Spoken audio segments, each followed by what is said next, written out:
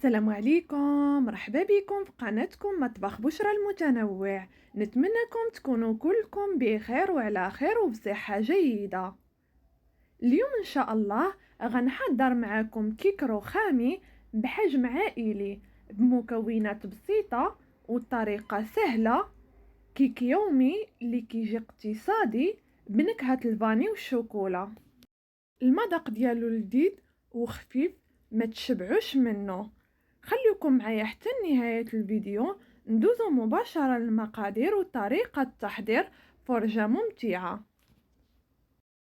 بالنسبة للمكونات اللي غادي نحتاجو لتحضير الكيك، عندي هنا 4 ديال البيضات، 180 غرام ديال السكر حبيبات، 150 ملل ديال زيت نباتية، 150 ملل ديال الحليب، 2 ملاعق كبار ديال الكاكاو، 2 شصيات ديال خميرة الحلويات ما يعادل 16 غرام، شوية ديال الملح، ملعقة صغيرة ديال الفانيليا السائلة، 350 غرام ديال الدقيق يكون من النوعية الجيدة. بسم الله. خديت هنايا إناء. أول حاجة غادي نبدا بها، غادي نوضع 4 ديال البيضات يكونوا بحرارة المطبخ.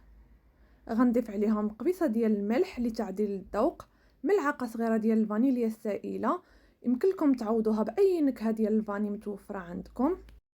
وهنا خديت الخلاط الكهربائي وبديت كنطرب البيض حتى يضاعف الحجم ديالو ويرجع اللون ديالو على هذا الشكل كيف ما كتشاهدوا معايا. غادي نضيف له 180 غرام ديال السكر ونخلط الكل جيدا حتى يذوب لي السكر مع البيض. وفي هذا الاثناء غادي نضيف 150 ملل ديال الزيت النباتيه تدريجيا. انا كنخلط وانا كنضيف الزيت شويه بشويه. من بعد ما خلطت الزيت مزيان غادي نضيف عليها كاس ديال الحليب ما يعادل 150 ملل.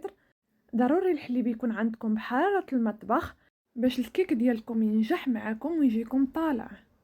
غادي نخلط الكل جيدا وندوز باش نضيفو الدقيق.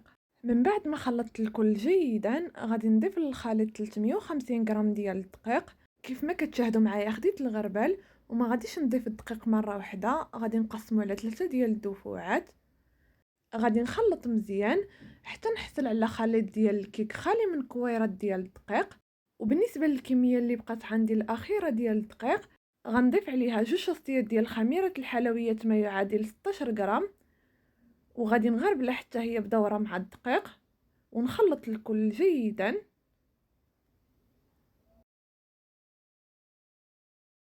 صافي هنايا الخليط ديالي وجد. خديت واحد الكاس ووضعت فيه بلاستيك غذائي، غادي نوضع فيه نص الكميه ديال الخليط، والنص الثاني اللي غادي نحتفظ به هو اللي غادي نضيف عليه الكاكاو. الخليط اللي بقى عندي غادي نضيف عليه 2 ملاعق كبار ديال الكاكاو، غادي نغربلهم حتى هما، ونضيف عليهم ملعقه كبيره ديال الحليب باش الخليط ديالي ما يجينيش ثقيل.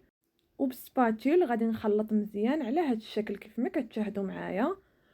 ومن بعد غادي نوضع الخليط في بلاستيك غذائي. بالنسبه للمول اللي غادي نطيب فيه الكيك انا استعملت هذا الشكل، وانتم تقدروا تستعملوا اي مول متوفر عندكم. اللي دهنته هنايا بالزبده وفرشت له بابي كويسون. بالنسبه للطول ديالو فيه 30 سنتيمتر على 12 سنتيمتر. وهنا كيف ما كتشاهدوا معايا في الصوره، كطبقه اولى وضعت خليط ديال الفانيليا، والطبقه الثانيه وضعت خليط ديال الشوكولا. نستمر بنفس الطريقه، نبقى نوضع طبقه ديال الفانيليا وطبقه ديال الشوكولا حتى نكمل الخليط اللي عندي كامل.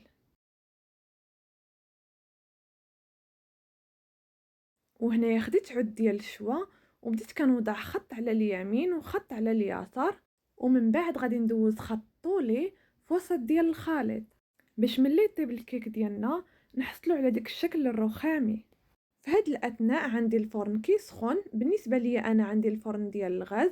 غادي نطيب الكيك ديالي على نار متوسطه لمده ديال الطياب 45 دقيقه حتى يطيب الكيك، عاد نشعل عليه من الفوق يتحمر.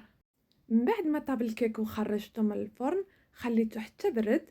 كيف ما كتشاهدوا معايا تبارك الله جا غزال واللون ديالو محمر ناجح 100%، بمكونات اقتصاديه وبحجم عائلي، والنتيجه من اروع ما يكون.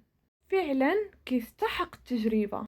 بالنسبة للشوكولا اللي غادي نغلفو بها الكيك، خديت هنايا 200 غرام ديال الشوكولا اللي سبق لي ذوبتها في حمام مريم. تقدروا تستعملوا اي شوكولا كتفضلوا. ضفت عليها 2 ملاعق كبار ديال زيت نباتيه باش الشوكولا ديالنا تجينا خفيفه ملي نبغيو نوضعوها على الكيك. هنايا عندي 70 غرام ديال الكاوكاو او الفول السوداني كونكاسي. تقدروا تستعملوا حتى اللوز كونكاسي او لا اي مكسرات متوفره عندكم.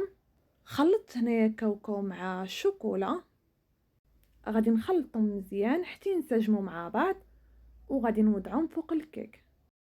صافي هنايا وضعت الكيك ديالي فوق هاد الشبكه وخليته حتى برد مزيان وخويت عليه الشوكولا اللي حضرت معاكم. غادي نغلف الكيك كامل ونخليه حتى تنشف الشوكولا ويبرد مزيان، عاد نقطعوه. من بعد ما خليت الشوكولا حتى بردت مزيان كيف ما كتشاهدوا معايا، دابا غادي نقطع معكم الكيك باش تشوفوا كيفاش كيجي من الداخل.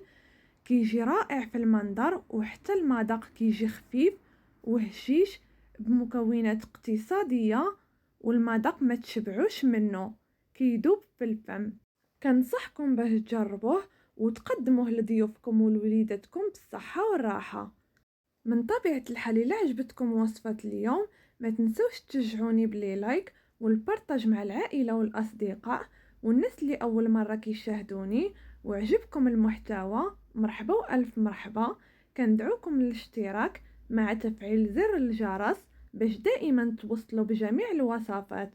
كنشكركم على حسن المتابعة. مع السلامة، إلى فيديو جديد ووصفة جديدة إن شاء الله.